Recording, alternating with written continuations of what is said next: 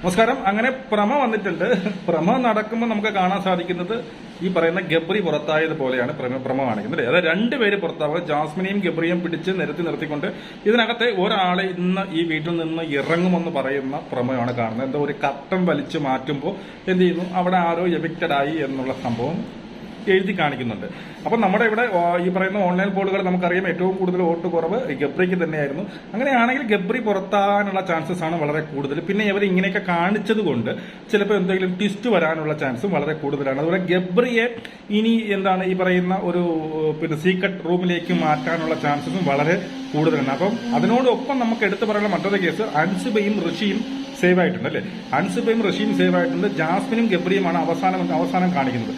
അപ്പോൾ ഇതിങ്ങനെ ഈ പ്രമോ ഈ രീതിയിൽ കാണിച്ച സ്ഥിതിക്ക് രണ്ട് കാര്യങ്ങൾ സംഭവിക്കാം. ഒന്നുകിൽ ഈ പറയുന്ന ഗബ്രി പുറത്താവും, അല്ലാന്നുണ്ടെങ്കിൽ പിന്നെ ഈ പറയുന്ന ഈ ഗബ്രീനെ സീക്രട്ട് റൂമിലേക്ക് മാറ്റാനുള്ള ചാൻസസും വളരെ കൂടുതലാണ്. എന്തായാലും ഇതിന്റെ അപ്ഡേഷൻ എനിക്ക് കിട്ടിയില്ല.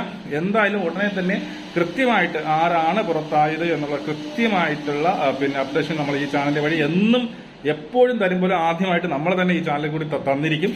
എല്ലാവരും സബ്സ്ക്രൈബ് ചെയ്ത് വെച്ച് കാത്തിരിക്കുക. നമുക്ക് വീണ്ടും കാണാം. ജയ് ഹിന്ദ്.